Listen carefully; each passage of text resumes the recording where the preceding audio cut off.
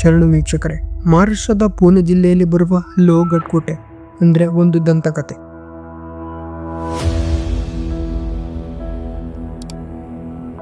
ಶಿವಾಜಿ ಮಹಾರಾಜರು ಸೂರತ್ನ ಯುದ್ಧದಲ್ಲಿ ಗೆದ್ದಿರುವ ವಜ್ರ ವೈಡೂರ್ಯ ಮುತ್ತುಗಳನ್ನು ಈ ಕೋಟೆಯಲ್ಲಿ ಸಂಗ್ರಹಿಸಿದ್ದರು. ಈ ಕೋಟೆ ಅಸ್ತಿತ್ವ 1 ಮತ್ತು 2ನೇ ಶತಮಾನ ಅಂತ ಹೇಳ್ತಾರೆ, ಅಂದರೆ ಶಾತವಾಹನರ ಕಾಲದ್ದು.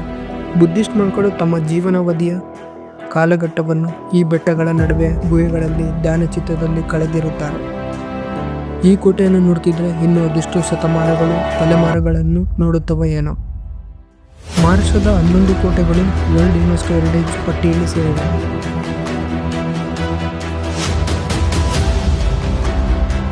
ಅದರಲ್ಲಿ ಈ ಲೋಹಗಢ್ ಕೋಟೆ ಕೂಡ.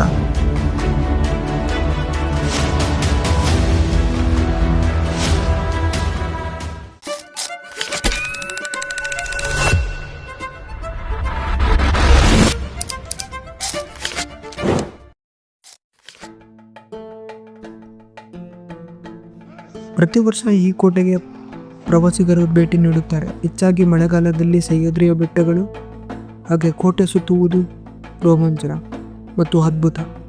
10ನೇ ಶತಮಾನದಲ್ಲಿ ಲೋಥಮಿಯ ಡೈನೆಸ್ಟಿ ಆಳಿರುತ್ತದೆ.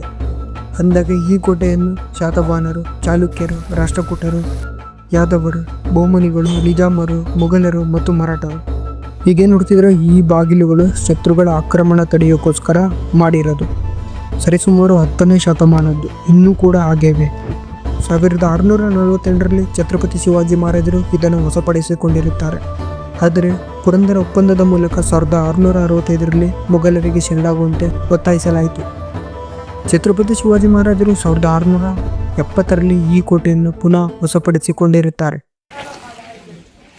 ನಮಸ್ಕಾರ ಶರಣು, ನಮಸ್ಕಾರ ಎಲ್ರಿಗೂ. ಯಾನಮನ ಜ್ಞಾನ ಜನತೆಗೆ ನಾನು ನಿಮ್ಮ ಸ್ಯಾನನ. ಎಲ್ಲಾಗಿದ್ದೀರಾ? ಎಲ್ಲ ಆರಾಮಿದ್ದೀರಾ ಅಂದ್ಕೊಂಡಿದ್ದೀನಿ. ನಾನು ಕೂಡ ಆರಾಮಿದ್ದೀನಿ. ನಾನಿದ್ದೀನಿ ಈಗ ಲೋಹಗಢ್ ಫೋರ್ಟ್ ಹತ್ರ. ಈ ಫೋರ್ಟಲ್ಲಿ, ಈ ಕೋಟೆಯಲ್ಲಿ ಶಿವಾಜಿ ಮಹಾರಾಜರವರು ಸೂರತ್ತಲ್ಲಿ ಗೆದ್ದ ವಜ್ರ ಮತ್ತು ವೈಡೂರ್ಯಗಳನ್ನ ಈ ಕೋಟೆಯಲ್ಲಿ ಬಚ್ಚಿರ್ತಿದ್ರಂತೆ. ಏನು ಎದುರುಗಡೆ ವಿಸಾಪುರ್ ಫೋರ್ಟ್ ಇದೆಯಲ್ಲ, ಆ ಫೋರ್ಟಲ್ಲಿ ಯಾವಾಗ ಬ್ರಿಟಿಷರು ಮುತ್ತಿಗೆ ಹಾಕ್ತಾರೆ ಅವಾಗ ಅಲ್ಲಿರೋವನ್ನೆಲ್ಲ ತಗೊಂಬಂದು ಈ ಕೋಟೆಯಲ್ಲಿ ಇಟ್ಟಿರ್ತಾರೆ. Okay, thank you. ಲೋಹಗಢ್ ಫೋರ್ಟ್ನ ಟ್ರೆಕ್ ಮಾಡ್ತಿದ್ದೀನಿ. ಹತ್ತತ್ರ ಒಂದು 500 ಮೆಟ್ಲು ಹತ್ಬೇಕು. ಹೀಗೆ ನೋಡ್ತಿದ್ರೆ ಇದು 2ನೇ ಗೇಟು, ನಾರಾಯಣ ದರ್ವಾಜ ಅಂತ ಕರೀತಾರೆ.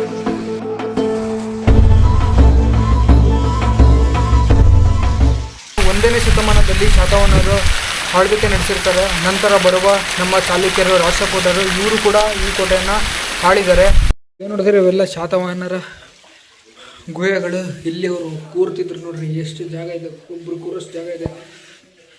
ಈಗ ನೋಡ್ಬೋದು ನೀವು, ಈ ಗುಹೆಗಳೇನು ನೋಡ್ತಿದ್ದೀರ ಇವೆಲ್ಲ ಶಾತವಾಹನರ ಕಾಲದ್ದು, 1ನೇ ಶತಮಾನದ್ದು. ಇಲ್ಲೇನು ಮಾಡ್ತಿದ್ರು ಅಂದರೆ ಕೋಟೆ ಕಾಯೋಕ್ಕೆ ಮಾಡ್ಕೊಂಡಿರೋದು. ಇದ್ರ ಒಳಗಡೆ ನಿಂತ್ಕೊಂಡು, ಇಲ್ಲಿ ಕಿಟಕಿಗಳಿದಾವೆ, ಅಲ್ಲಿ ನಿಂತ್ಕೊಂಡು ಕೋಟೆನ ಕಾಯ್ತಿದ್ರು.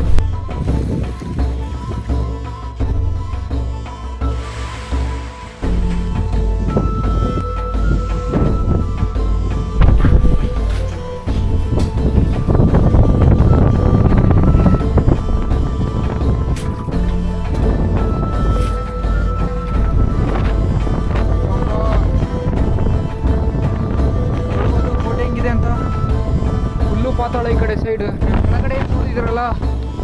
ಪುಣೆಯ ಚರಣಿಗ ತಂಡ ಈ ಕೋಟೆಯಲ್ಲಿ ಒಂದು ಬಂಡೆಯ ಮೇಲೆ ಶಾಸನವನ್ನು ಕಂಡುಹಿಡಿದಿದ್ದಾರೆ. ಈ ಕೋಟೆಯಲ್ಲಿ ಮುಖ್ಯವಾಗಿ 2 ಶಾಸನಗಳಿವೆ. ಒಂದು ಶಾಸನ ನಮೋ ಆರ್ಯಂತಂ ಅಂದರೆ ನವಕರ್ಮಂತ್ರ, ಜೈನರ ಪ್ರಾಕೃತ ಭಾಷೆಯ ಶಾಸನ. ಇನ್ನೊಂದು ಶಾಸನ ಹಿಡರಕಿತ ಅಂದರೆ ಇಂದ್ರರಕ್ಷಿತ. ಕೋಟೆಯಲ್ಲಿರುವ ನೀರಿನ ತೊಟ್ಟಿಯ ಮೇಲೆ ಹಾಗೆ ಕಲ್ಲಿನ ಬೆಂಚಿನ ಮೇಲೆ ಕೊಡುಗೆ ನೀಡಿದ್ದಾರೆ ಎಂದು ಸಾಕ್ಷಿಯಾಗಿದೆ. ಈ ಕೋಟೆಯ ಎದುರು ವಿಸಾಪುರ್ ಕೋಟೆ ಇದೆ. ಆ ಕೋಟೆಯನ್ನು ಬ್ರಿಟಿಷರು ಮುತ್ತಿಗೆ ಹಾಕಿದಾಗ ಅಲ್ಲಿಂದ ಸೈನಿಕರು ನೇರವಾಗಿ ಇಳಿಜಾರಿನ ಪ್ರದೇಶದಲ್ಲಿ ಈ ಕೋಟೆಯನ್ನು ತಲುಪಿರುತ್ತಾರೆ. ಬ್ರಿಟಿಷರು ಸುಮಾರು ಬಾರಿ ಈ ಕೋಟೆಯನ್ನು ಮುತ್ತಿಗೆ ಹಾಕಿ ಸೋತಿದ್ದಾರೆ. ಯಾಕೆಂದರೆ ಈ ಕೋಟೆಯನ್ನು ಶತ್ರುಗಳನ್ನು ಕಾಯುವುದಕ್ಕೋಸ್ಕರ ವ್ಯವಸ್ಥಿತವಾಗಿ ಕಟ್ಟಿದ್ದಾರೆ. ಹಾಗೆ ಸುಮಾರು ವರ್ಷಗಳ ಕಾಲ ಭಾರತ ಪುರಾತತ್ವ ಇಲಾಖೆ ಈ ಕೋಟೆಯಲ್ಲಿ ಸುಮಾರಷ್ಟು ಅಧ್ಯಯನ ನಡೆಸಿದೆ. ಇನ್ನೂ ಕೂಡ ಸುಮಾರಷ್ಟು ಶಾಸನಗಳು ಇದಾವೆ. ಇದರೊಳಗೆ ಪ್ರತಿ ವರ್ಷ ಹುಡುಕ್ತಾ ಇದ್ದಾರೆ ಈ ಕೋಟೆಯಲ್ಲಿ.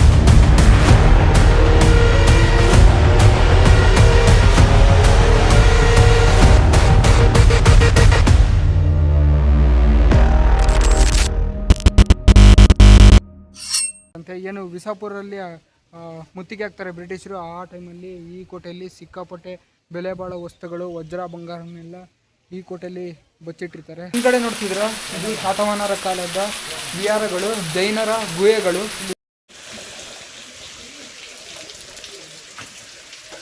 ನೋಡ್ಬೋದು ಜೈನರ ಕೇವ್, ಫುಲ್ಲು ನೀರಿದೆ ಇದರೊಳಗೆ. ಎಷ್ಟು ಕ್ಲೀನ್ ಇದೆ ಅಂದರೆ ನೀರು.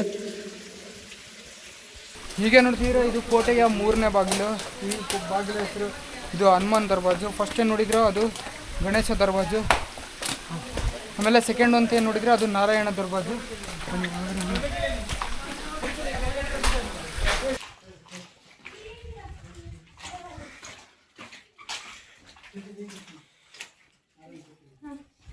ಈಗ ನೋಡ್ತಿದ್ರ ಇದು ಲೋಗೋಡ್ ಕೋಟೆ.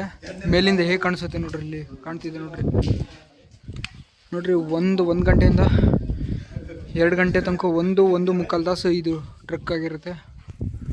ನೋಡ್ಬಾರ್ದು ಅವಾಗಿನ ಬ್ರಿಟಿಷರ ಕಾಲದ ಫೋಟೋ ಇರ್ಬೋದು ಇದು.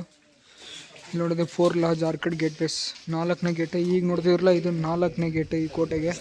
ಗೊತ್ತಿರ್ಬೋದು ಇದೇ ನೋಡ್ರಿ ವಿಹಾರ, ಬುದ್ಧಿಸ್ಟ್ಗಳ ಗುಹೆಗಳು. ನೋಡ್ರಿ ಇಲ್ಲಿದೆ ಶಾಸನ ಇದೆ ನೋಡ್ರಿ. 1965ರಿಂದ ಇದನ್ನ ಭಾರತ ಪುರಾತತ್ವ ಇಲಾಖೆ ರಿಸರ್ಚ್ ಮಾಡ್ತಿದೆ. ಇಲ್ಲೇ ನೋಡ್ರಿ ಇದೇ ಶಾಸನ, ಜೈನರ ಶಾಸನ ಆಗಿರುತ್ತೆ ಇದು. ಇಷ್ಟು ಪ್ಲೇಸ್ನ ಎಕ್ಸ್ಪ್ಲೋರ್ ಮಾಡಿದ್ದೀನಿ. ಇದರಲ್ಲಿ ಎಲ್ಲ ಪ್ಲೇಸಸ್ಗಳಲ್ಲಿ ಶಾತವಾಹನರ ಕಾಲದ ಗುಹೆಗಳು, ವಿಹಾರಗಳು, ಚೈತ್ಯಗೃಹಗಳು ಇದಾವೆ. ಬಾಜಾ ಕೇವ್ಸಿಗೆ ಹೋಗಿದ್ದೀನಿ, ವಿಸಾಪುರ ಫೋರ್ಟಿಗೆ ಹೋಗಿದ್ದೀನಿ, ಟಂಗ್ ಫೋರ್ಟ್ ಇನ್ನೂ ನೋಡಿಲ್ಲ, ಟಿಕೋನೋ ಫೋರ್ಟ್ ನೋಡಿದೆ, ಅದು ಡಾಟಾ ಕಳೆದಿದೆ. ಆಮೇಲೆ ಬೀಡ್ಸೆ ಕೇವ್, ಈ ಬೀಡ್ಸೆ ಕೇವ್ ಮೊನ್ನೆ ರೀಸೆಂಟಾಗಿ ರಿಸರ್ಚ್ ಮಾಡಿದ್ದೆ, ಮೊನ್ನೆ ರೀಸೆಂಟಾಗಿ ಹೋಗಿದ್ದೆ. ಇಷ್ಟು ಪ್ಲೇಸಸ್ಗಳು ಈಗೇನು ಲೋಗೋಡ್ ಫೋರ್ಟ್ ನೋಡ್ತಿದ್ರೆ ಇದ್ರ ಎದುರುಗಡೆನೇ ಇದಾವೆ. ಹಾಗೆ ಇದ್ರ ಎದುರುಗಡೆ ಪವನ ಲೇಕ್ ಕಾಣುತ್ತೆ. ಆಮೇಲೆ ಇಂದ್ರಾಯಣಿ ನದಿ ಕಾಣಿಸುತ್ತೆ. 19ರಲ್ಲಿ ಒಂದು ಪುಣೆಯ ಟ್ರೆಕ್ಕರ್ ಟೀಮು ಇದರಲ್ಲಿ ಒಂದು ಶಾಸನವನ್ನು ಕಂಡುಹಿಡಿದಿದೆ. ಒಂದು ಚಾರಣ ಟೀಮು ಈ ಕೋಟೆಯಲ್ಲಿ ಒಂದು ಶಾಸನವನ್ನು ಕಂಡುಹಿಡಿದಿದೆ. ಪುಣೆದರಾಗಿರ್ತದೆ. ಬ್ರಿಟಿಷರು ಆಂಗ್ಲ ಮರಾಠ ಯುದ್ಧ ನಡೆದಿದೆ 1818ರಲ್ಲಿ. ಆಂಗ್ಲರು ಮುತ್ತಿಗೆ ಹಾಕ್ತಾರೆ, ಏನು ವಿಸಾಪುರ ಫೋರ್ಟ್ನ ಮುತ್ತಿಗೆ ಹಾಕ್ತಾರೆ. ಆ ಮುತ್ತಿಗೆ ಹಾಕೋ ಸಂದರ್ಭದಲ್ಲಿ ಆ ಕಡೆಯಿಂದ ಈ ಕೋಟೆಗೆ ಶಿಫ್ಟ್ ಆಗ್ತಾರೆ. ಇಲ್ಲಿಂದ ಮೇಲಿತ್ಕೊಂಡು ಎಲ್ಲ ನೋಡ್ತಿರ್ತಾರೆ. ಆ ಕಡೆ ಕೋಟೆ ಫುಲ್ ಕಾಣಿಸುತ್ತೆ ಮೇಲಿಂದ. ಈ ಕೋಟೆಯಲ್ಲಿ ಯಾರು ಇರ್ತಿರ್ಲಿಲ್ಲ ಜಾಸ್ತಿ, ಮೇಲ್ಗಡೆಯಿಂದ ಆ ಕೋಟೆನ ಕಾಯ್ತಿದ್ರು.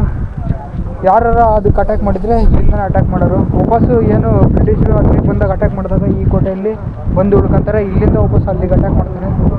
ನೋಡಿ, ನಾನಿರೋದು ಇವಾಗ ಲೋಗೋಡ್ನ ಕೋಟೆಯ ಮೇಲ್ಭಾಗ ಇದ್ದೀನಿ, ಟಾಪಲ್ಲಿ. ಇಲ್ಲಿ 7 ಗುಹೆ ಇದಾವೆ. ಉತ್ತರದಲ್ಲಿ 2 ಗುಹೆಗಳಿದಾವೆ, ಉತ್ತರದಲ್ಲಿ 2 ಗುಹೆ ಇದಾವೆ, ಪೂರ್ವದಲ್ಲಿ 7 ಗುಹೆಗಳಿದಾವೆ. ಈಗೇನು ನೋಡಿದಿರ ಇದೇ ನೋಡ್ರಿ ಕಾನ್ಫರೆನ್ಸ್ ಹಾಲ್, ಅಂದರೆ ಕೋಟೆಯ ಫುಲ್ಲು ಮೇಲೆ ಟಾಪಲ್ಲಿ ಇರೋದು ಇದು ನೋಡ್ರಿ. ಬ್ರಿಟಿಷರು ಶಿವಾಜಿ ಮಹಾರಾಜರ ಕಾಲಿಂದ ಈಗ ಇನ್ನೂ ಫಿರಂಗಿಗಳು ಹೇಗಿದಾವೆ ತುಂಬ ಖುಷಿಯಾಗುತ್ತೆ ಅನ್ಕೊಂಡ್ರಿ. 100 ವರ್ಷಗಳಿಂದ ಹೀಗೆ ಇದಾವೆ, ಇನ್ನೂ ಕೂಡ ರಸ್ಟ್ ಹಿಡಿದಿಲ್ಲ. ಹೇಗಿದಾವೆ ನೋಡ್ರಿ.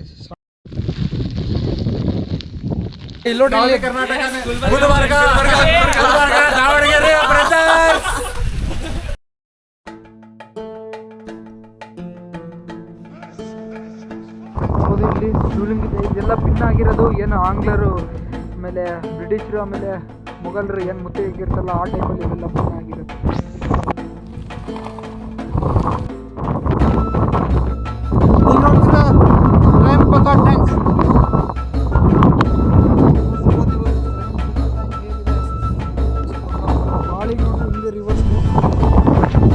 ಊರಲ್ಲಿ ಕೊನೆಯದಾಗಿ ಲೋಗೋಡ್ ಕೋಟೆಯಲ್ಲಿ ಫುಲ್ ಟಾಪಿಕ್ ಬಂದೆ ಎಕ್ಸ್ಪ್ಲೋರ್ ಆಯಿತು. ಕೊನೆಗೆ ಸುವರ್ಣ ದರ್ಶನ ಆಯಿತು.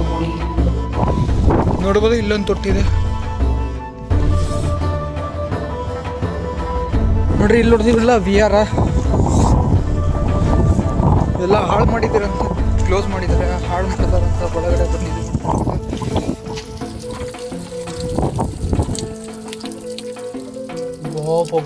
ಹಿಂಗಿದೆ ಅಲ್ರಿ ಇಲ್ಲಿ ನೋಡ್ರಿ. ಇವು ವಿಹಾರ, ಇಲ್ಲಿ ಶಾತವಾಹನರ ಕಾಲದ ವಿಹಾರ ನೋಡ್ರಿ ಹೇಗಿದೆ. ಎಷ್ಟು ಚಿಕ್ಕ ಹೊಡೆದು ಒಳಗೆ ಎಲ್ಲ ನೀರು ನಿಂತುಬಿಟ್ಟಿದೆ ನೋಡ್ರಿ.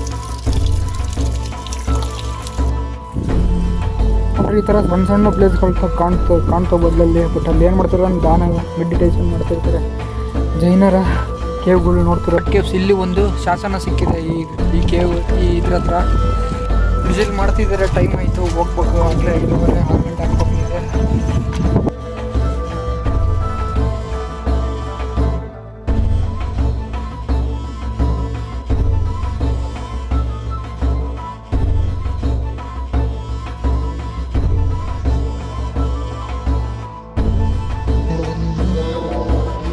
ಕೇವಲ್ಲಿ ವಾಸ ಮಾಡ್ತಿದ್ರು ಜೈನರು.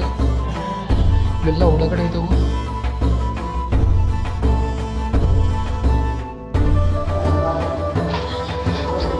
ಇವೆಲ್ಲ ಜೈನರ ಗುಹೆಗಳಾಗಿರ್ತವು.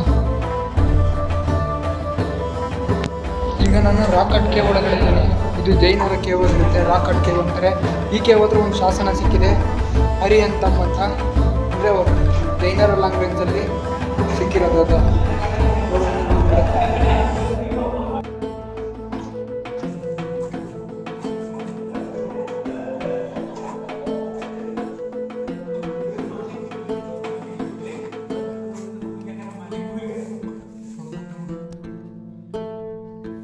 ಆಂಗ್ಲ ಮರಾಠ ವಾರ್ ಯುದ್ಧ ನಡೆದಿರೋ ಇತಿಹಾಸ ಇದೆ ಇಲ್ಲಿ.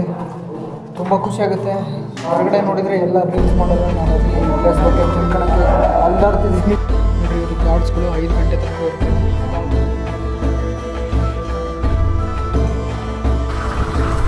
ಈಗ ನೋಡ್ತಿದ್ದೀರ ರಾಕಟ್ ಕೇವ್ಸ್. ಈ ಗುಹೆ ಹತ್ರ ಒಂದೇ ಶಾಸನ ಸಿಕ್ಕಿದೆ. ಇದನ್ನು 2019ರಲ್ಲಿ ಏನು ಪುಣೆಯ ಟ್ರೆಕ್ಕರ್ ಟೀಮು ಕಂಡಿಡ್ದಿರುತ್ತೆ ಆ ಶಾಸನನ. ಅದು ಇಲ್ಲೇ ಅಂತ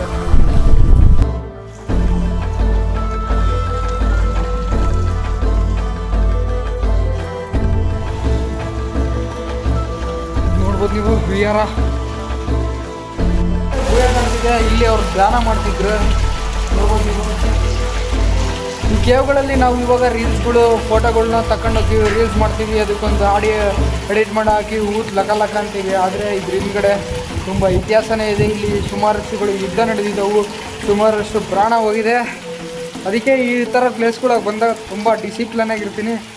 ಯಾವುದೇ ಪೇಪರ್ ಕೂಡ ಆಗಲಿ, ಏನೇ ಆಗಲಿ, ಪ್ರತಿಯೊಂದು ವಸ್ತುನ ಏನಾರು ತಗೊಂಬಂದಿದ್ರೆ ವಾಪಸ್ ತಗೊಂಡೋಗ್ತೀನಿ. ಏನೇ ಚಾಕ್ಲೇಟ್ ತಗೊಂಬರಲಿ, ಏನೇ ಕವರ್ ಇರಲಿ, ನನ್ನ ಹತ್ರ ಯಾವುದೂ ಕೂಡ ಕೆಳಗಡೆ ವಸ್ತು ಎಲ್ಲ ಜೋಬಲ್ಲಿ ಇಟ್ಕೊಂಡು ಕಡೆ ನೋಡ್ತಿರ್ಬೋದು ಗುಹೆ.